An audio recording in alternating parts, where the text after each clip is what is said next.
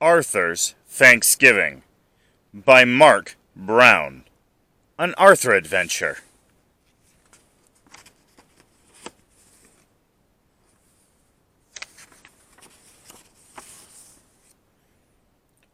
Arthur's class was so quiet you could hear a pin drop.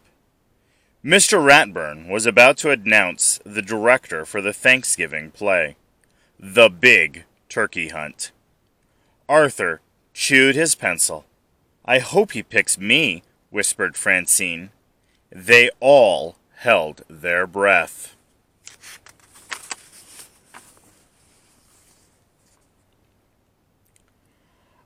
"I've chosen Arthur to direct the play," said Mr. Ratburn.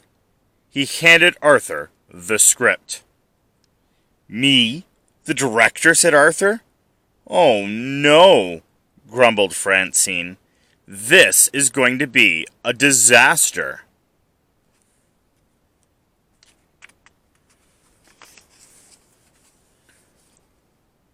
Arthur's first job as director was to assign parts the narrator would have the most to say. But the turkey, the symbol of Thanksgiving, had the most important role of all. Secretly, Arthur was glad he wouldn't have to be the turkey. But who would play that part? At lunch, Francine gave Arthur 2 chocolate cupcakes. She wanted to be the narrator. Buster even let Arthur borrow his Captain Zoom spaceman. He wanted to be Governor William Bradford. Being the director seemed like fun.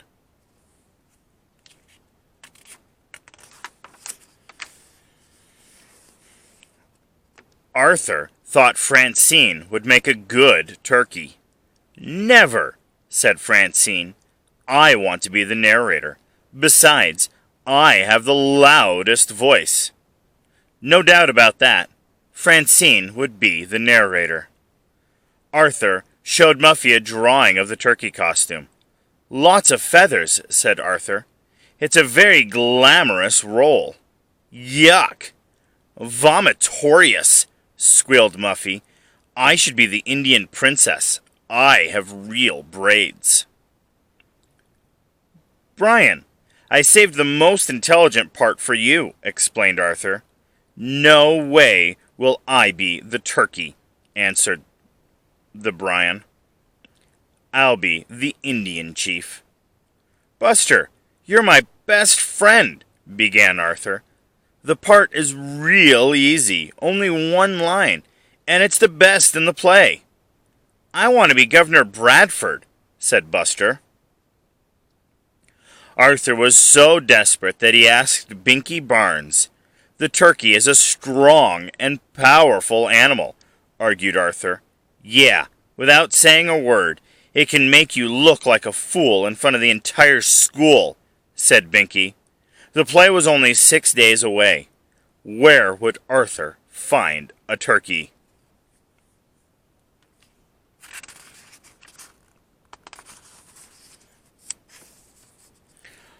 Arthur knew he could count on his family.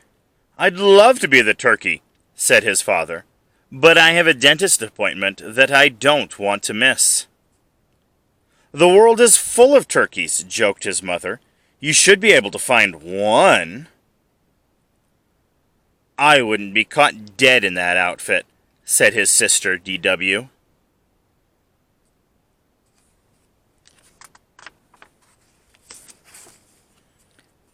"Let's talk turkey," said Arthur over the PA system at school. "The best part in Thanksgiving play is still open. If you're interested, please come to the office at once." No one came to the office. In fact, the principal left the office laughing. Arthur put posters in the cafeteria. He placed ads in the school paper. Nothing worked.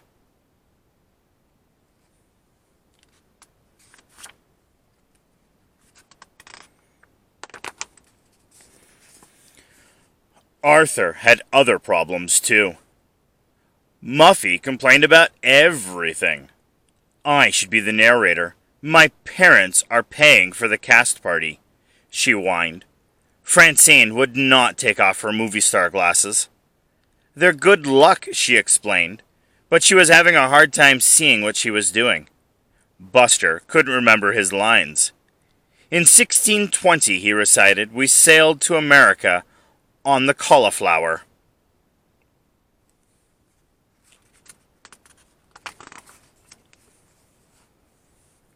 The recitals went from bad to worse. When the Pilgrims and Indians decided to celebrate their friendship, said Francine, they began to hunt for a turkey. We cooked beans and pumpkin pies, whispered Sue Ellen, and the Pilgrim men went off to hunt for a turkey. We made cornbread and picked cranberries, said Muffy. Oops.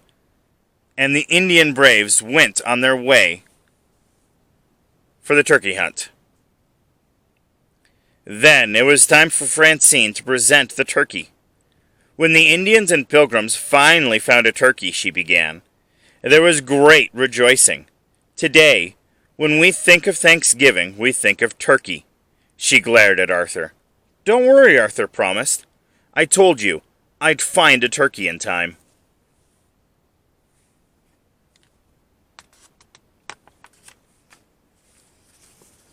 As a last resort, Arthur decided to rent a turkey.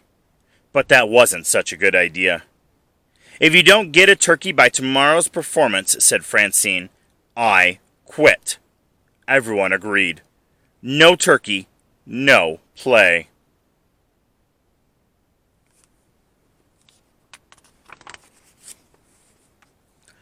Arthur went home to think. He thought about turkeys while doing arithmetic. He thought about turkeys while he played the piano. And he thought about turkeys while he and D.W. did the dishes. Boy, said D.W., if you want something done right, you have to do it yourself.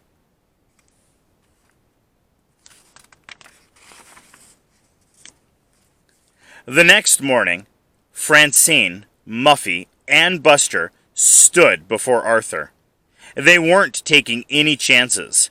Do we have a turkey? They asked. Arthur just smiled. The whole school filled into the auditorium. Ooh, said the kids when the lights went out. Shh, said the teachers as the curtain went up.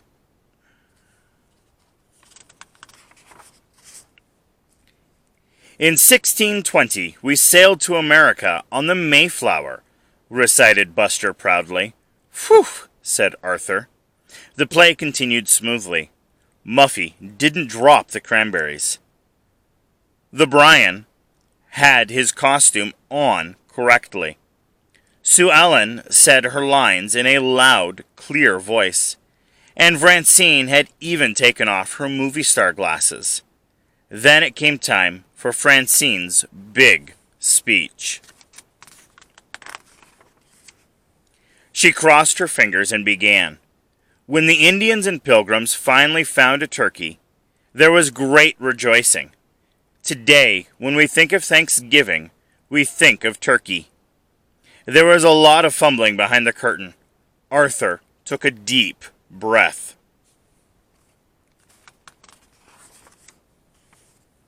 He walked on stage. As soon as he did, the audience began to laugh. Arthur turned bright red. This was going to be even worse than he had thought it would be.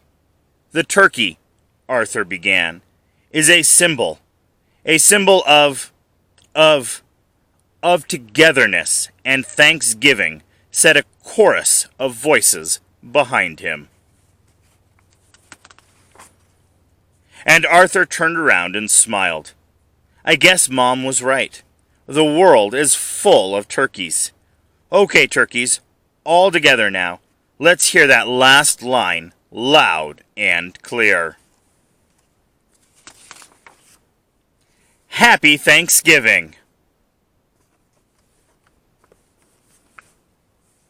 Thank you for tuning in for Arthur's Thanksgiving by Marc Brown.